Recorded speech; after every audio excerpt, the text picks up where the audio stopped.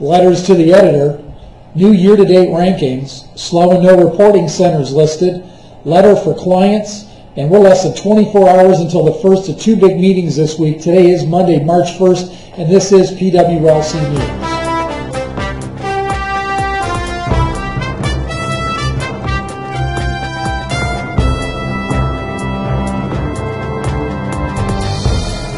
Here's the first of many letters to the editor received late last week and over the weekend. First one's from Mary Ellen Philbin. The subject is Business Prevention Program, also known as SNOW.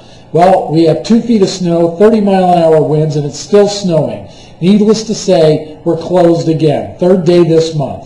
We had 6 consultations confirmed for today. However, I just spent 20 minutes doing a consult over the phone with one of the appointments from home. It was a referral from one of our patients. Scheduled her for 6:50 a.m. She's coming in fasting for blood work and EKG and ready to sign.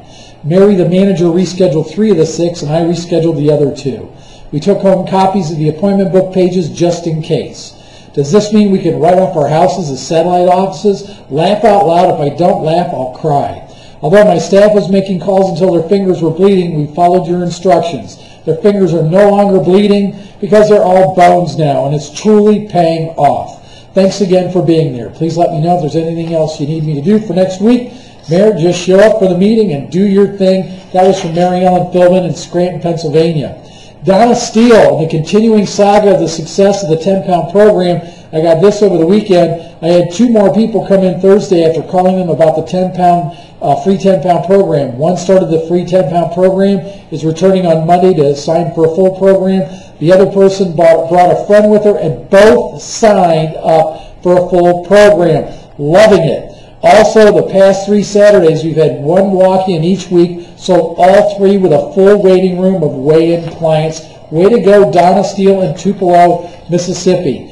And an update, Celine DeStefano, sorry, Celine. Last I had heard was early on, or midday on Friday, she had been 8 for 8 selling. That was up to, and here's the note, make that 100% sales close rate with 9 programs sold. Holy, I can't say what the last part was that she wrote. Now, from success in the centers to some issues that were addressed in breaking news. And I think this speaks for a lot of the phone calls that I took Friday afternoon, and this is from Bill Lowry in Allentown, Pennsylvania. Phil, I'm writing this trying to stay calm. I was extremely annoyed yesterday. This came in over the weekend when I watched PWLC News and figured I'd better wait at least 24 hours before I put my words in print. The good thing was that I had so much blank snow to shovel, I forgot about it until this morning. It really annoys me that we continue to cater to the, in capital letters, non-reporting centers. If their actions of not reporting is a main contributor to the massive backorder problem we're now faced with, then why not put them on product hold? I can understand maybe an occasional week of not reporting. However, to not report week in and week out is just downright ignorant and irresponsible. In addition, in the past, contest money has been awarded, has not been awarded because of non-reporting centers. That did, I believe, happen one time. Phil, I know that you want to be fair with everyone. However, enough is enough. You've been more than fair with these people. Cut them off at the legs. This has been brewing for quite some time now. It's time that these franchisees take responsibility and respond as outlined in the franchise agreement. They either need to get on the bus or off the bus. Frankly, I don't care what they decide, but in the meantime, they're screwing me, you, and others when it continues on like this. You know what? It cuts to the quick, but I'll give you some insight as to who the non-reporters are here in just a minute. Let's take a look at our top 25 rankings, and then I'll give you who has not reported for at least 3 weeks so far this year, although there are a lot that have failed to report a lot more weeks than that. Starting with 25th, Columbus Center, 538. 24th, Greensboro in Greensboro, North Carolina. Plantation is 23rd. 22nd is Port St. Lucie. 21st is Lincoln, Nebraska North. 20th is Columbus Center, 540. Mansfield is 19th. St. Andrews is 18th. Coral Springs is 17th. 16th is Lexington. 15th is Davie, Florida. 14th is Zanesville. Here are your top 13. Lincoln, Nebraska. You're getting closer, Karen. Lincoln, Nebraska is 13th. Baltimore Center, 1054. That's Dr. Marvenko. That is center ranked 12th. Ranked 11th is Fairfax, Virginia. Charleston, South Carolina, or Charleston, West Virginia, sorry, is 10th. 9th is Parma Heights. 8th is Strongsville. 7th is Onalaska. And that's for those of you that are new. That's Onalaska, Wisconsin, not Onalaska, Alaska. 6th is Okeechobee. Got your call today, Connie. If you could take a look at Friday's breaking news, that'll explain everything. Number 5, Allentown, Pennsylvania. Number 4, Scranton, Pennsylvania. Number 3, Manassas, Virginia. Number 2, Pensacola. And number 1, Miami, Florida Center, 710. Now, I made reference in Friday's breaking news that one of the contributors to this backorder issue are centers that are slow or no reporting when it comes to data, because we use that in our forecasting. Now, that's not all of the problem, and I can't even say it's the majority of the problem, but yes, it is a major contributor to the issue. When centers simply don't report, we don't have an idea as to how centers are trending. And as Oscar had noted in an email to me, Oscar Balbuena from Miami on Friday, yes, I knew sales were up, but I didn't know it until the day before we went backordered, to the extent that we've been backordered.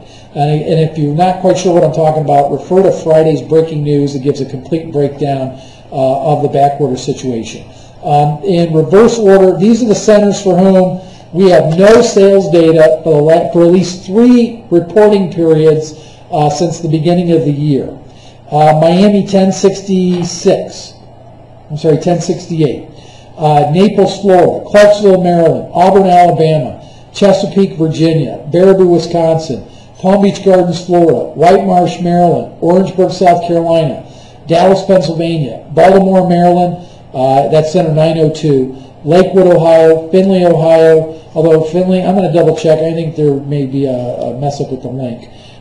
Shreveport, Louisiana. Newark, Ohio. Beckley, West Virginia. Avon, Ohio. Scranton, Pennsylvania. And Miami, Florida.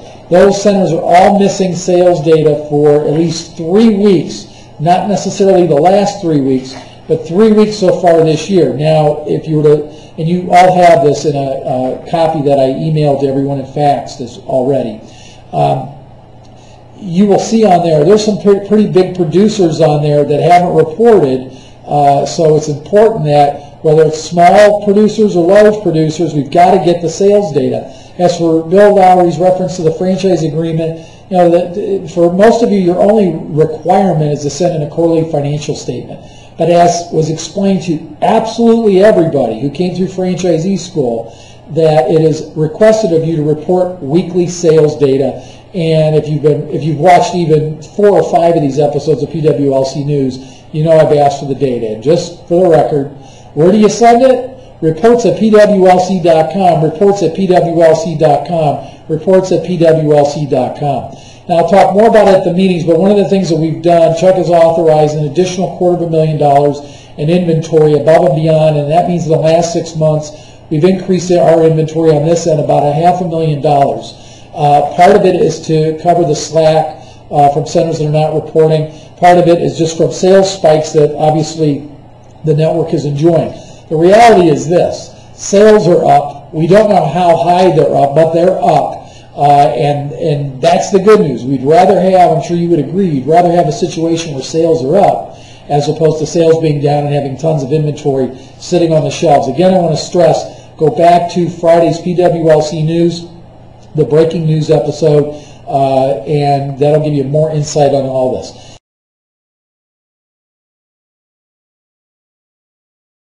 Can't wait till tomorrow's meeting. Rika, Mary Ellen, and Oscar are wheels up in the air on their way to Akron, Ohio. A lot of you won't even see this till tonight because you're driving or flying yourselves to the meeting.